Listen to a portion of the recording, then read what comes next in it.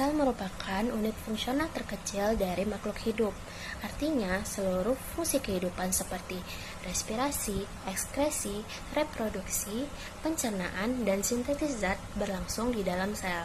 Nah, analoginya sel ini itu seperti suatu pabrik kecil yang menjadi tempat berlangsungnya seluruh proses kehidupan.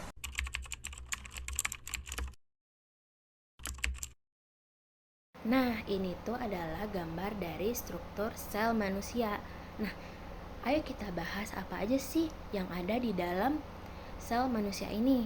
Nah, yang pertama itu ada nukleolus.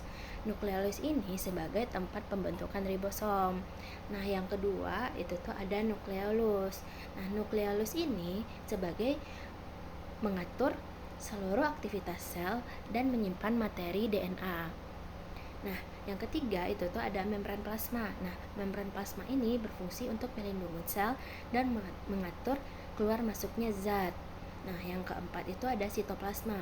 Nah, sitoplasma ini berfungsi sebagai tempat organel sel berada dan tempat berlangsungnya reaksi metabolisme. Yang kelima ada ribosom. Nah, ribosom ini sebagai tempat terjadinya sintesis protein. Nah, yang keenam itu tuh ada mitokondria.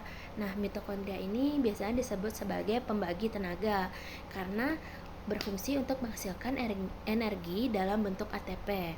Nah, yang ketujuh itu tuh ada mikrofili. Nah, mikrofili ini berfungsi untuk memperluas permukaan sel untuk meningkatkan penyerapan suatu zat. Nah, yang ke-8 itu tuh ada lisosom. Nah, lisosom ini berfungsi untuk mencerna zat sisa, partikel asing, dan organel yang rusak. Nah, yang ke-9 itu ada sentriol. Nah, sentriol ini berperan aktif dalam proses pembelahan sel dengan berbentuk benang-benang spindle. Nah, yang ke-10 itu ada vakuola. Nah, vakuola ini berfungsi untuk menyimpan zat seperti air, nutrisi, dan sisa dari metabolisme. Nah, yang ke-11 itu ada badan Golgi. Badan Golgi ini berfungsi untuk memodifikasi protein yang diterima dari retikulum endoplasma, lalu mengemasnya ke dalam bentuk vesikel untuk dikirim ke bagian sel atau dikeluarkan dari sel. Nah, yang ke-12 itu tuh ada mikrotubulus. Mikrotubulus ini berfungsi untuk memberikan bentuk kekuatan pada sel serta berperan dalam pergerakan organel.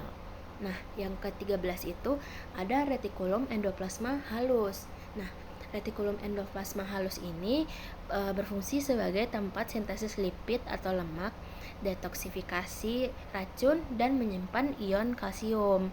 Dan yang terakhir itu tuh ada retikulum endoplasma kasar. Nah, retikulum endoplasma kasar ini berfungsi sebagai tempat sintesis protein.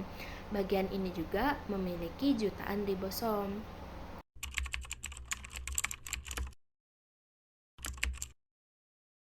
Jadi, perbedaan sel eukariotik dan prokariotik yang pertama yaitu sel eukariotik itu memiliki membran inti yang jelas sehingga materi genetiknya terbungkus dan terpisah dari sitoplasma. Nah, sementara sel prokariotik itu tidak memiliki membran inti dan berada di sitoplasma. Yang kedua, sel eukariotik itu berukuran lebih besar, biasanya antara 10-100 mikrometer. Sementara itu, sel prokariotik berukuran lebih kecil, biasanya antara 0,1-5 mikrometer.